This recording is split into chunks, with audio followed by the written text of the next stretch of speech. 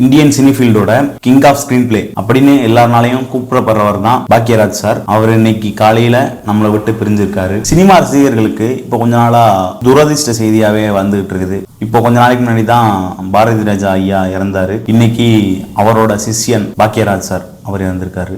இந்த இழப்பு தமிழ் சினிமாக்கு ஈடு கொடுக்க முடியாதது. பாரதி ராஜா ஐயா கிட்ட அசிஸ்டன்ட் டைரக்டராகவும் ஸ்கிரீன் பிளே ரைட்டராகவும் இருந்திருக்கிறாரு. பாரதி ராஜா ஐயாவோட கிட்டத்தட்ட ரைட் ஹேண்ட்னே சொல்லலாம். இவரு சினிமாவை பாரதி ராஜா ஐயா இருந்து கத்துக்கிட்டு இருந்திருக்காரு. முக்கியமா இவர் டைரக்ட் பண்ண படங்கள்லயே நிறைய படங்கள் பிளாக் பஸ்டர் தான். ஏன்னா அவரோட ஸ்கிரீன் பிளே அவ்வளவு தெளிவா இருக்கும், அவ்வளவு அருமையா இருக்கும். ஸ்கிரீன் பிளேயோட கிங்னா சும்மாவா. இவர் தமிழ் சினிமா மட்டும் இல்லாம ஹிந்திலையும் படம் எடுத்திருக்காரு.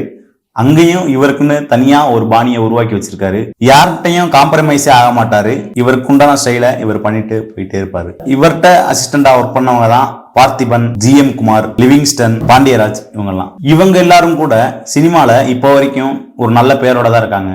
இப்போ குஷ்புவோட மகளுக்கு கல்யாணம் ஆகும்போது அவர் அங்க இருந்திருக்காரு. திடீர்னு இன்னைக்கு காலைல மாரடைப்புனால நம்மளோட பிரிஞ்சுட்டாரு. இவர் நம்மளை விட்டு பிரிஞ்சாலும் இவர் நமக்கு கொடுத்த சினிமா நம்மளை விட்டு என்னைக்குமே பிரியாது. இந்தியாவோட திரைக்கதை மன்னரான பாக்யராஜ் சாருக்கு எங்களோட ஆழ்ந்த அனுதாபங்கள். அடுத்தது மீடியாக்காரங்க. அவங்கள பத்தி கொஞ்ச நாளாவே பேசணும்னு நினைச்சிட்டு இருந்தேன். இப்போ திரும்பியும் இன்னைக்கு ஒரு நல்ல வேலைகளை பார்த்திருக்காங்க. அவங்க தன்னோட சேனலுக்காக, தன்னோட ஹைக்குக்காக அவங்க பெரிய பெரிய நடிகர்கள், பெரிய பெரிய ஆட்களோட பிரைவசியில ஈடுபட்டு செயல்படுறாங்க.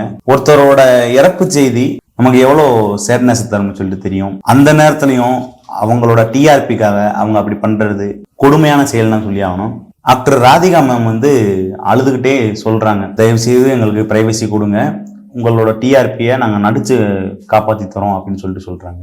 அப்படி இருந்தும் தனுஷ் சொன்னா அழுதுகிட்டே வந்துட்டு இருக்காரு. அவர்கிட்ட மைக்க நீட்டுறாங்க. நம்மளோட சொந்தக்காரங்களோ நம்மளோட அப்பா அம்மாவோ இறக்கும் போது அப்படி ஒரு நபர் வந்தா நமக்கு எவ்வளவு கோபம் வரும்னு சொல்லிட்டு உங்களுக்கு புரியும். இத இனிமேலாவது தவிர்க்கணும்னு சொல்லிட்டு என்னோட வேண்டுகோள்.